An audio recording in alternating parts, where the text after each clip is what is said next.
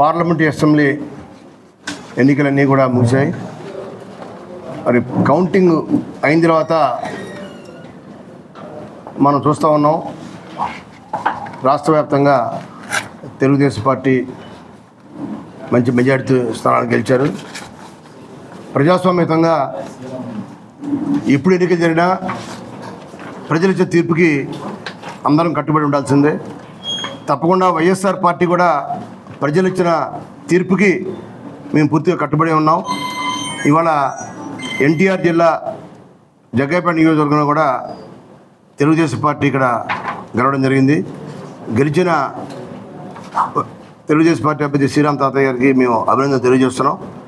అలానే మరి ప్రజా తీర్పుని గౌరవిస్తూ తప్పకుండా మంచి ప్రభుత్వం ఏర్పడాలి, ప్రజలకి మంచి పరిపాలన అందించాలని చెప్పి కూడా మేము కోరుకుంటున్నాం. ముఖ్యంగా మనం ఎన్నో సంవత్సరాలుగా మనం అనేక రకాల ఎన్నికలు చూసాం. ఇవాళ మొన్న జరిగిన ఎన్నికలు చూస్తే ఇటువంటి రిజల్ట్ వచ్చిన తర్వాత దాడులు చూస్తూ ఉన్నాం. రాష్ట్ర వ్యాప్తంగా, జిల్లా వ్యాప్తంగా అనేక రకాల దాడులు. మేము కూడా గెలిచాం 2019లో జగ్గయ్యపేట నియోజకవర్గంలో వైఎస్ఆర్సీపీ గెలిచిన తర్వాత 2019లో ఇదే జగ్గయ్యపేట నియోజకవర్గంలో ఎక్కడా ఎవరి మీద దాడి చేయలేదు.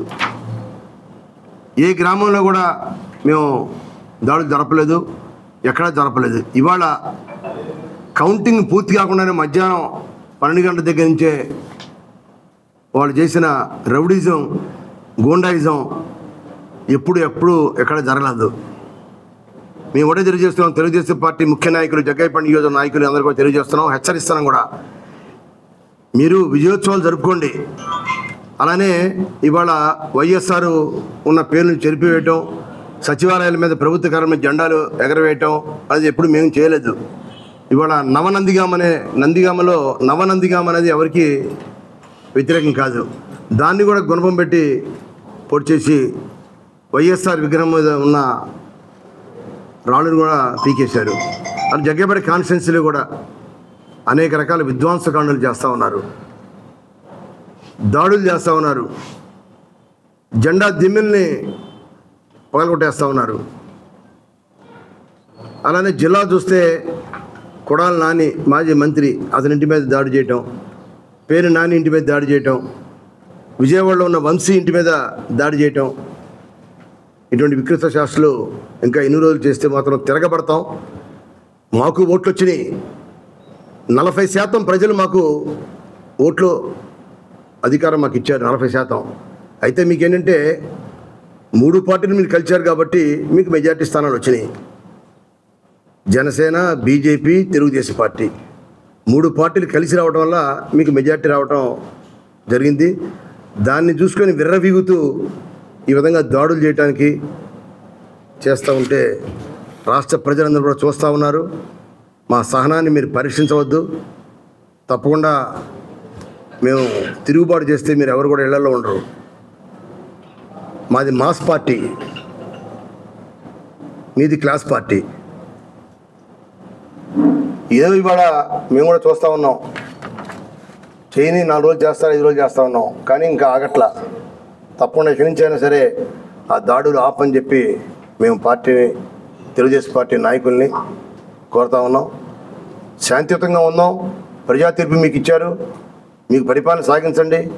మేము 2019లో మాకు అధికారం ఇచ్చాం, మా 5 సంవత్సరాల పాటు ప్రజారంజకమైన పాలన మేము చేసాం, అన్ని రకాల మేలు చేసాం. ప్రజలందరూ కూడా మెచ్చుకున్నారు, ప్రజలందరూ హర్షించారు, అనేక రకాల సంక్షేమ కార్యక్రమాలు ఇచ్చాం. జగ్గయ్యపేట నియోజకవర్గాన్ని చూస్తే నేను కూడా ఒక శాసనసభ్యుడిగా గతంలో ఎవరు చేయనటువంటి అభివృద్ధిని చేసి కళ్ళారా చూపించాం. ఎవరు కూడా జగ్గయ్యపేట చెరువుని అనేక మంది శాసనసభ్యులు చేశారు, ఎవరు కూడా ఆ చెరువుని ఆ విధంగా అభివృద్ధి చేయలే. బ్రహ్మాండంగా అభివృద్ధి చేశాం. హైవేలో బస్టాండ్ పెట్టాం, ఆర్టీసీ బస్టాండ్, ₹1 కోటితో హైవేలో బస్టాండ్ పెట్టాం. దేనికోసం పెట్టాం? జగ్గయ్యపేట టౌను జాతీయ రహదారి దాకా వెళ్తే జగ్గయ్యపేట టౌన్ విస్తరిస్తూ ఉంటుంది, జగ్గయ్యపేట టౌన్ పెరుగుతుంది, రియల్ ఎస్టేట్ వ్యాపారాలు పెరుగుతాయి, ప్రజలకు ఆర్థికంగా బాగుంటుందని చెప్పి ఇక్కడున్న ఆస్తుల విలువ పెరుగుతుందని చెప్పి హైవే దాకా పెంచడం జరిగింది. టౌన్ని 125 అడుగుల జాతీయ జెండాను పెట్టాం. జాతీయ స్ఫూర్తిని తెలియజేశాం. బ్రహ్మాండమైన రోడ్లు వేసాం. చిల్లకల్లు జగ్గైపేట 4 లైన్ రోడ్డు వేసాం. టీటీడీ కళ్యాణ మండపాన్ని కట్టించాం. ఆర్టీసీ బస్ స్టాండ్ పక్కన ఒక టౌన్ హాల్ని కట్టించాం. మరి గతంలో శాసనసభ్యులుగా చేసిన తెలుగుదేశం శాసనసభ్యులు ఎవరు కూడా ఇటువంటి అభివృద్ధిని చేయలేదే, మేము చేసాం. అయినా కూడా ప్రజా తీర్పు వ్యతిరేకంగా వచ్చింది. కట్టుబడి ఉన్నాం. కానీ ఈ దాడులు ఏంటి? దయచేసి మళ్ళీ చెప్తున్నాం, దాడులు ఆపమని అడుగుతున్నాం. ఆపపోతే ప్రత్యక్ష చర్యలు మేము కూడా దిగుతాం. పోలీసు వారికి కూడా చెప్పాం. పోలీస్ కమిషనర్ గారికి తెలియజేశాం. నిన్న రాత్రి సాంబశివరావు అనే ఒక మా కార్యకర్త ఇంటి మీద ఇల్లు మొత్తం ధ్వంసం చేసి ఇంట్లో ఉన్న 80 బీరాలు కూడా పగలగొట్టి అందులో ఉన్న క్యాష్ కూడా దొంగిలించారు. ఎవడైనా రాజకీయంగా వ్యతిరేకంగా ఉంటే ఇంటి మీద రాళ్ళు వేస్తారు, ఇంట్లో ఉన్న కుర్చీలని ఎరగొడతారు, పూల కుండీల్ని పగలగొడతారు. అంతేగాని డబుల్ కాట్ మంచాన్ని ఎరగొట్టడం, ఇంట్లో ఉన్న బీరవాని 80 బీరవాని కింద పడేసి అది బీరవ పగలగొట్టి అందులో క్యాష్ ఎత్తుకెళ్ళిపోవటం, ఏసీని ధ్వంసం చేయటం, ఈ విధంగా చర్యలు ఎక్కడ ఎప్పుడు చూడలేదు.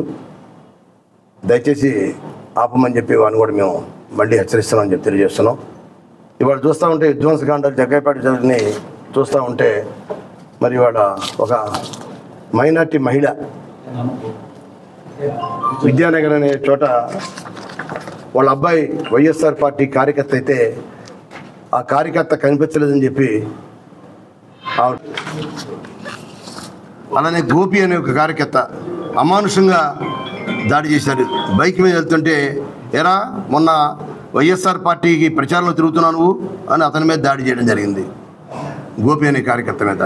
వీటన్నిటి మీద రిపోర్ట్ ఇచ్చాం. అందరికి కూడా బెయిలబుల్ కేసులే. 41 నోటీస్ ఇవ్వటం, బెయిల్ ఇవ్వటం, పంపటం, మళ్ళీ బయటికి రావటం, మళ్ళీ ప్రజల మీద చూపట్టడం. ఇక్కడ ఒక కార్యకర్త నవాపేట విలేజ్లో ఇవాళ జోజీ అనే ఒక ఎస్సీ అతని మీద తల పగలగొట్టారు. జోజీ తల పగలగొట్టారు. నవాపేట విలేజ్. గతంలో కూడా మంటలు జరిగింది ఆ విలేజ్లో. అటువంటి విలేజ్లో కూడా ఈ విధంగా అమానుషమైన చర్యలు చేస్తూ ఉన్నారు. ఇక్కడ నవాపేటలో అదే గ్రామంలో ఒక మహిళ మీద దాడి.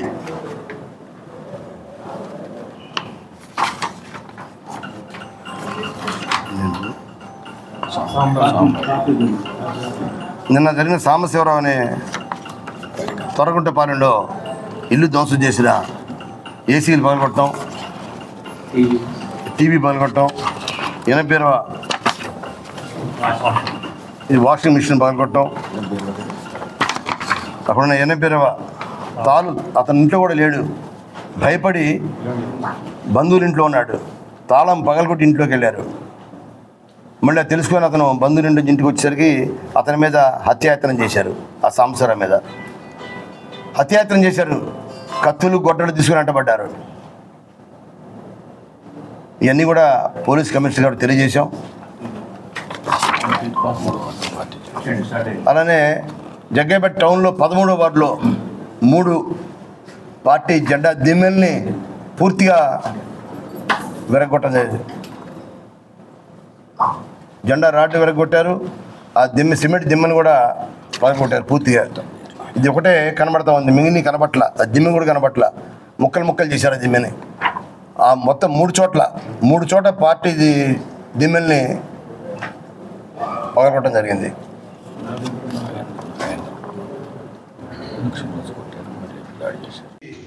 ఇక్కడున్న ఆస్తుల విలువ పెరుగుతుందని చెప్పి హైవే దాకా పెంచడం జరిగింది.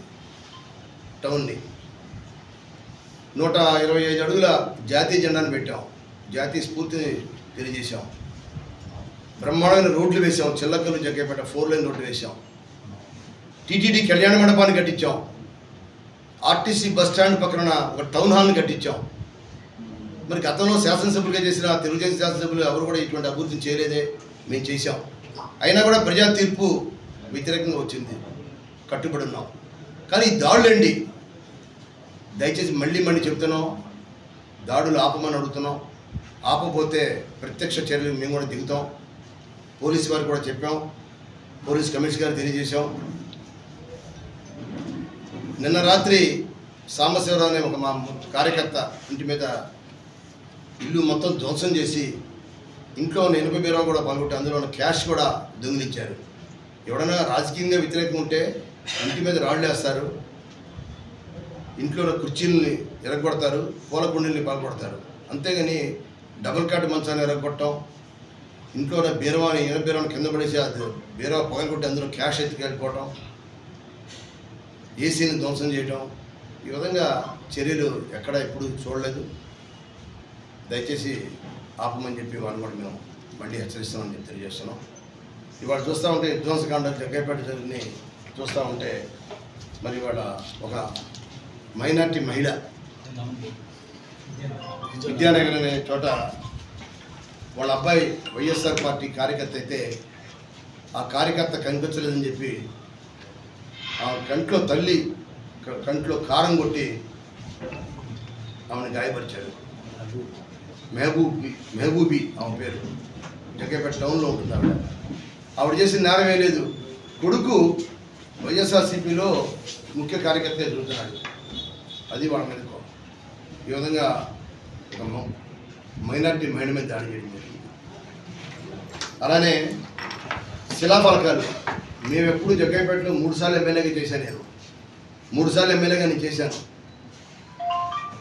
నెట్టెం రఘురామ్ గారి శిలాఫలకాలు కానీ, శ్రీరామ్ తాతయ్య గారి శిలాఫలకాలు కానీ ఎప్పుడు మేము ఎక్కడ పాల్గొట్టలేదే. ఇవాళ వాళ్ళ శిలాఫలకాలు గ్రామాల్లో పాల్గొట్టిన శిలాఫలకాల ఫోటో. దీన్ని బట్టి అర్థమవుతుంది కొన్ని శిలాఫలకాలు ఇవాళ మేము వాటి మీద ఎక్కడ దాని మీద చేయలేదు. మరి వాళ్ళు ఎందుకు చేశారు అంటే మేము చేతగాని వాళ్ళమా, మేమైనా గాజులు దొరుకున్నామా? చెప్పండి. పాత్రికేయులైనా కూడా దీన్ని చూడాలి. మీరు శిలాఫలకాలు ఈ విధంగా పాల్గొట్టేస్తున్నారంటే దీన్ని బట్టి అర్థమవుతుంది.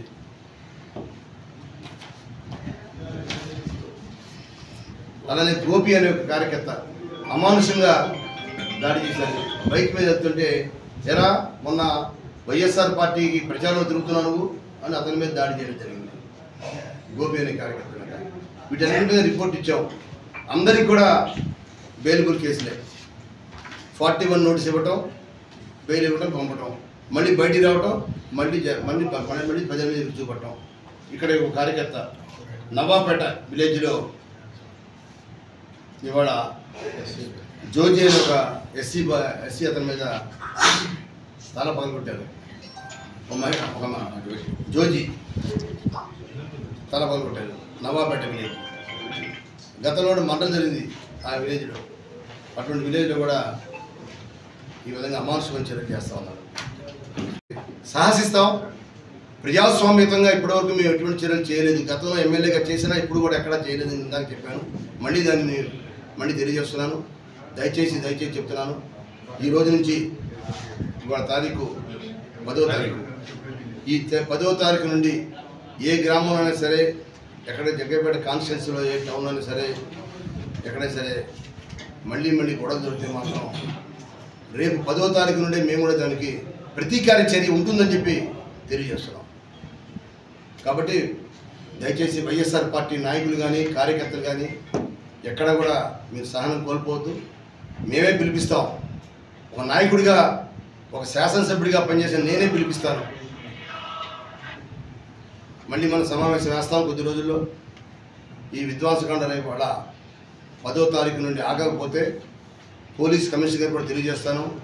ప్రతిరోజు జరుగుతూ ఉన్నాయి. ఇవన్నీ ఆపాలి.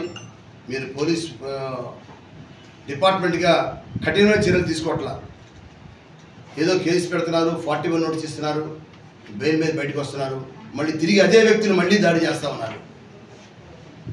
కాబట్టి కఠినమైన చర్యలు తీసుకోవాలని చెప్పి పోలీస్ డిపార్ట్మెంట్ కూడా నేను కోరుతున్నాను. కాబట్టి అలానే ఇవాళ వైఎస్ఆర్సీపీ గెలుపు కోసం పనిచేసిన ప్రతి కార్యకర్తకి, నాయకుడికి నేను హృదయపూర్వకంగా వారికి ధన్యవాదాలు, కృతజ్ఞతలు తెలియజేస్తున్నాను. ఎవరు కూడా నిరుత్సాహపడ పని లేదు. మనకు కూడా 40% ఓట్లు వచ్చినాయి. ప్రజలు కూడా మన వెంట ఉన్నారు. ప్రజలు కూడా మనకు మంచి బలాన్ని ఇచ్చారు. అయితే 3 పార్టీలు కలవడం వల్ల వారికి బలం ఎక్కువైంది, మెజార్టీ స్థానాలు ఎక్కువ వచ్చినాయి. అయినా కూడా తప్పకుండా 2019లో మనం గెలిచాం, 2024లో వాళ్ళు గెలిచారు, మళ్ళీ 29 వస్తుంది, మళ్ళీ మనం లెగుస్తాం, మళ్ళీ మనకి పరిపాలన చేతికిస్తారు ప్రజలు. కాబట్టి తప్పకుండా ప్రజలందరూ కూడా, కార్యకర్తలందరూ కూడా ప్రజలకు దగ్గరగా ఉంటూ ప్రజాసేవలో మళ్ళీ మనం చేద్దాం, ప్రజాస్వామ్యంగా మనం పనిచేద్దాం, ప్రజల మెప్పు కోసం కృషి చేద్దాం. మళ్ళీ తిరిగి 29 ఎన్నికలకి మనం సంసిద్ధంగా ఉండాలి. రేపు జరగబోయే స్థానిక ఎన్నికలు కానీ, సహకార సంఘ ఎన్నికలు కానీ, నీటి సంఘాల ఎన్నికలు కానీ, ఏ ఎన్నికలు వచ్చినా తప్పకుండా మనం కూడా ప్రజాస్వామ్యంగా మనం పనిచేద్దాం, పోటీ చేద్దాం, గెలుద్దాం. ప్రజలు ఇవన్నీ గమనిస్తూనే ఉంటారు. ఏదో కొన్ని అవాంతరాలు, కొన్ని మన పార్టీలు కూడా లోటుపాటు జరిగినాయి. ఇవన్నీ కూడా మనం ఆత్మవిమర్శ చేసుకుందాం. ఎక్కడ లోటుపాటు జరిగినాయి, ఎక్కడ మన ప్రజలు తిరస్కరించారు, ఎందుకు ప్రజలు ఇన్ని సంక్షేమ కార్యక్రమాలు ఇచ్చినా, ఇంత అభివృద్ధి చేసినా మన్ని ఎందుకు తిరస్కరించారనేది కూడా ఆత్మ పరిశీలన చేసుకుందాం. రాష్ట్ర వ్యాప్తంగా, జిల్లాల వ్యాప్తంగా, నియోజకవర్గ వ్యాప్తంగా ఆత్మపరిశీలన చేసుకుంటాం. తప్పకుండా ప్రజల ముందుకు మేము వస్తాం. ప్రజాసేవకు ఎప్పుడు కూడా నిమగ్నమే ఉంటాం, పునరంకితం అవుతాం మళ్ళీ అని చెప్పి తెలియజేస్తూ సెలవు తీసుకుంటాం. Please subscribe .news.